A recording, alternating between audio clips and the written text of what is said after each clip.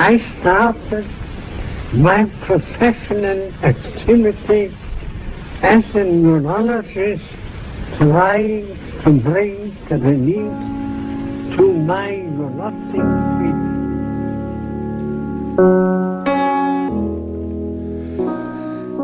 Es la voz de Sigmund Freud, uno de esos referentes que hay de la psicología y de la historia de la humanidad, me atrevería a decir, ¿no? En esa primera mitad del siglo XX, por las reflexiones que hizo de algunos temas históricos, de no solamente la propia historia de la psicología, sino también es un referente, ¿no? de esa persecución también del nazismo. Lo comentaba ahora a micrófono cerrado con nuestro próximo invitado, ¿no? La posibilidad que yo tuve de estar en Viena, en la casa de Sigmund Freud y en la de Londres, también atraído, ¿no? por la colección egipcia. Era un apasionado del antiguo Egipto, de la figura de Akenatón, uno de los primeros defensores de ese monoteísmo, ¿no? de Akenatón, que hubiera dado la idea, ¿no? de un paso previo, ¿no? a esa religiosidad judía, y Freud, como buen judío, pues siempre defendió estas tesituras, ¿no? estas teorías. Y queríamos hablar de la figura de Sigmund Freud de la mano de una de las personas que yo creo que mejor lo pueden conocer, también biográficamente, pero sobre todo físicamente, ¿no? que es Florencio Monge Gil, que ha estado en otras ocasiones con nosotros. Él es cirujano maxilofacial, trabaja en la clínica CICOM y le queríamos saludar. Bienvenido de nuevo a Ser Historia, Florencio. ¿Cómo estás? Muchísimas gracias, Nacho. Encantado de estar contigo y con todo tu público. Ya sabes que es un motivo de enorme alegría estar con vosotros. Uh-huh. Estáis llevando ahora entre manos precisamente un proyecto apasionante, ¿no? que es Una sombra en el rostro de Freud.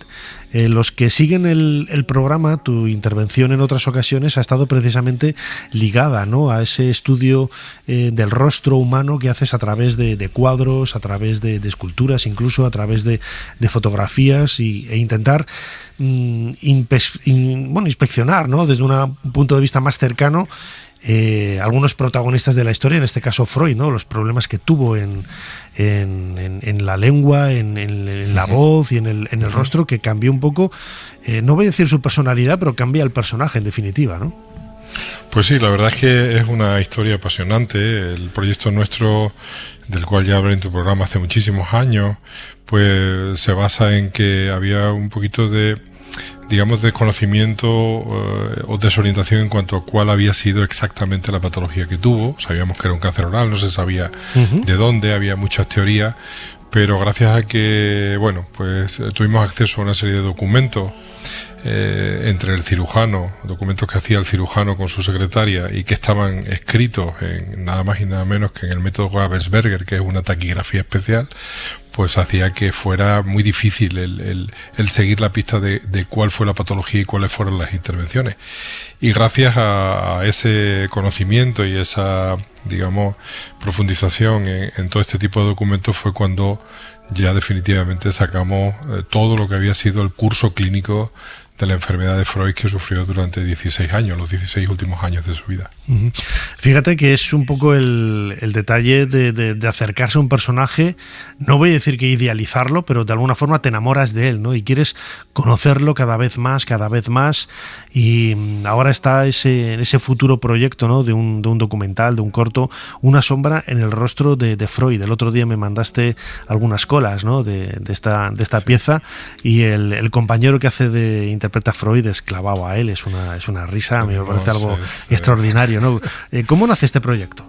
Bueno, este proyecto nace porque precisamente después de muchos años tenerlo abandonado me empieza a llegar más documentación. Yo sigo yendo a Viena, he sido profesor de la Universidad de Viena durante 14 años, he seguido ahondando en una serie de documentos, y la Academia de Medicina de Extremadura pues tiene una serie de conferencias, mensuales, y se me encargó, cuál había sido de alguna manera el curso clínico en estos últimos años de todo lo que había presentado hace muchísimos años.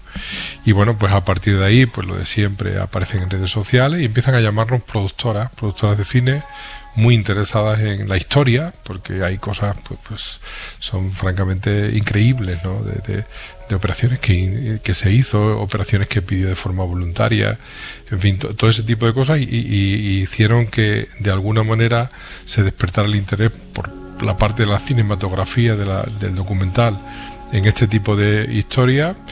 Y bueno, tuvimos la suerte que en ese intervalo pues se cruzó Jesús Sánchez Adalí, nuestro querido novelista extremeño, una maravilla. Buen amigo. Y él ha sido la persona que ha hecho el guión, un guión magnífico, maravilloso, donde entremezcla no solamente la enfermedad, sino la historiografía de esa época, cómo estaba el mundo, qué era lo que pasaba en Viena, qué era lo que pasaba en París, qué era lo que pasaba en Londres.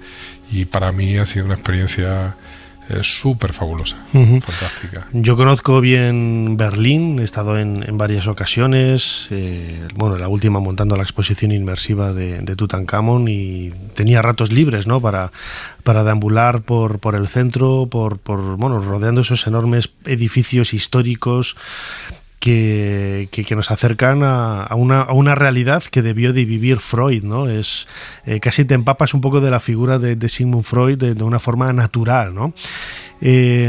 Comentabas antes, ¿no?, que os acercáis de una forma más académica, más científica, a través de esos documentos y esas operaciones, ¿no?, que el propio Freud, me decías, propuso hacerse. Pero esto es un poco complicado, ¿no? Sí, hay intervenciones. Él sufrió 33 intervenciones a lo largo de su vida. Imagínate que algunas de ellas, primero, todas con anestesia local, salvo las dos últimas que fueron con anestesia general, pero una de ellas,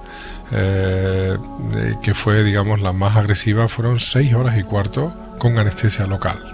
Entonces, había intervenciones que se realizaron porque había que realizarlas debido a su tumor, a su cáncer, pero había algunas otras. Por ejemplo, él pidió hacer la vasectomía, porque entonces se consideraba la vasectomía como el elixir de la eterna juventud, y sobre todo que quien la propugnaba como digamos el cerrojo a que no aparecieran metástasis. Era imposible que alguien que se hacía una vasectomía y que tuviera una historia de cáncer tuviera metástasis en otras partes del cuerpo, y él fue voluntariamente, sin contar con sus médicos, a un urólogo para que le hiciera la vasectomía. En fin, luego la aplicación de radioterapia, fueron cantidad de sesiones de radioterapia externa, pero luego llegaba alguien con una cápsula de radio y también le decía que se la tenía que aplicar durante 10 minutos.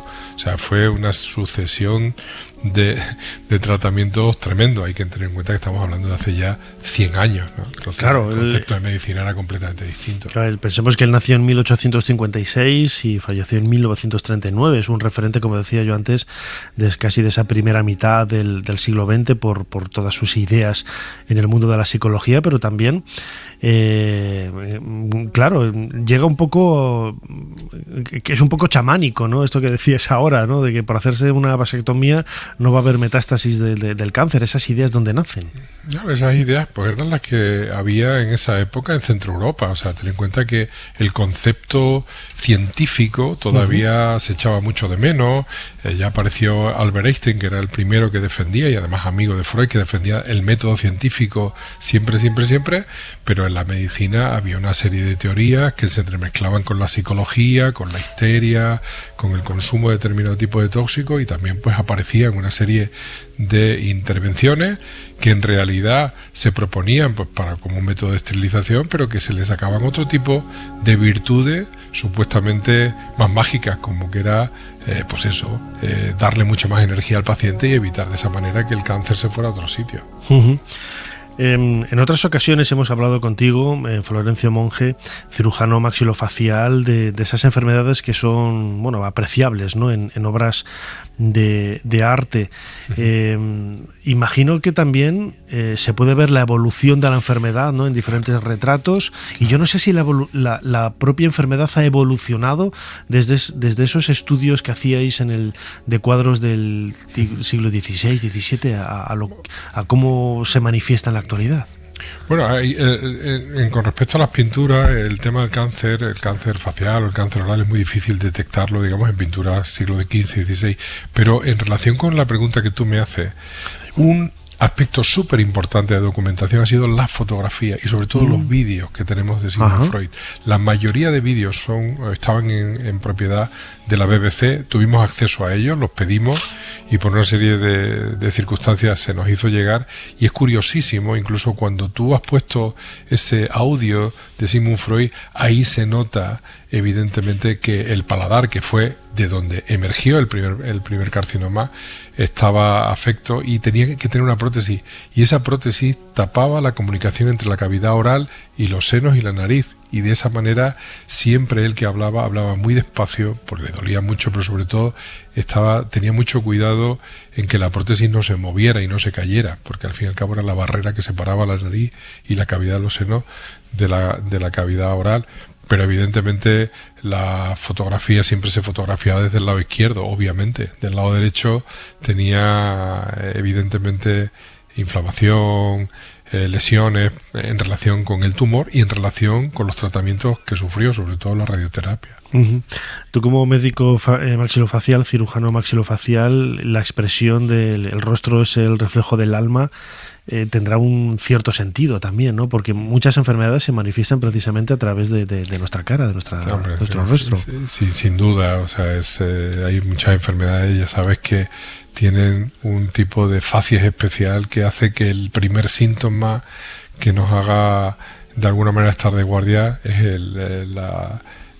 viéndole la cara, porque posiblemente eso detrás haya una enfermedad general. Y en relación con Freud, de los cuales disponemos de fotografía, pues evidentemente los últimos años fueron muy duros, de mucho sufrimiento.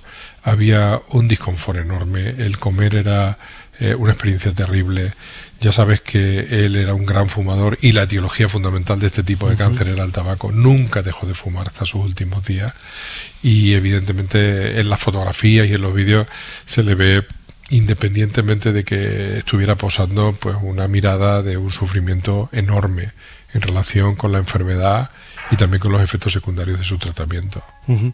Claro, porque en aquella época, recordemos, él falleció en el año 1939, bueno, pues las formas que había de paliar esos contratiempos eran mínimas o inexistentes, ¿no? O estás drogado todo el día o no puedes hacer nada. Algo de hecho tuvo, ten en cuenta que manejaba muy bien la cocaína, o sea, era un experto en cocaína, tomaba mucho piramidón, sí. Y luego, sobre todo, tenía muy claro, cuando conoció a Max Schur, que fue su médico personal muchos años antes, ya le dijo: mira, cuando esto se ponga feo, por favor, me tienes por favor que facilitar acabar con el sufrimiento. Y de hecho Freud muere en septiembre de 1939 mediante un suicidio asistido, mediante 2 inyecciones de morfina que hicieron que desapareciera. Los últimos días, desde el día 1 de septiembre, él se encontraba mal, además entró Francia e Inglaterra en guerra y eso todavía le puso mucho más depresivo, mucho más dolor, la habitación olía fatal, su perro no quería ya estar con él, era muy difícil el comer, era una cosa desastrosa. Y bueno, pues cuando Max Schur se puso, llegó una mañana, pues ya le dijo él, el día 21 de septiembre, ya le dijo: oye, esto no puede seguir así y ayúdame a desaparecer de aquí. De hecho, tiene cartas previas a María Bonaparte y a Stefan Zweig diciendo que él en alguna manera agradecería algún tipo de atajo para acabar con ese tipo de sufrimiento. Y así fue en septiembre de 1939. Uh-huh. A ver, tampoco era una persona joven, ¿no? Recordemos, nació en el 56, murió en el 39, pues 83 años, estaba haciendo cálculo ahora mental. Bueno, en aquella época un poco más de la media actual, ¿no? En pleno siglo XXI. Y acabas de mencionar esas cartas, ¿no? Esa documentación, todos esos elementos quizás confluyen en la figura de Sigmund Freud para vuestro próximo trabajo, Una sombra en el rostro de Freud. El hecho de que podáis contar con fuentes muy variadas, ¿no? No solamente está la voz que hemos escuchado ahora, donde ya se le ve pues hablar de una forma pues extraña, ¿no? Y sobre todo esos vídeos, esas fotografías que habéis recuperado de la BBC, pero también la documentación escrita, las cartas. Claro. De entrada, el primer comentario que hacías en cuanto a la sobrevida, estuvo 16 años con el cáncer, lo cual está bastante bien. Es verdad que este cáncer no es un cáncer muy agresivo, lo que pasa es que no estuvo bien operado al principio, digamos que la intervención fue claramente mejorable, pero de alguna manera 16 años está francamente bien. Documentos es que son muy variados, desde todos esos 80 folios en taquigrafía específica que hemos tenido acceso a ellos y que hemos de alguna manera traducido.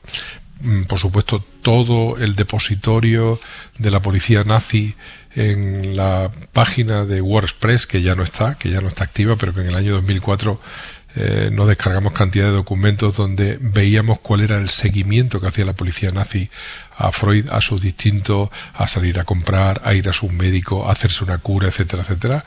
Y bueno, pues sobre todo la cantidad de vídeos y de fotografías que tenemos de la época y que nos han ayudado mucho a ir viendo qué es lo que pasó en esos 16 años de enfermedad, desde el inicio, cómo se empezó, hasta cómo terminó. Uh-huh.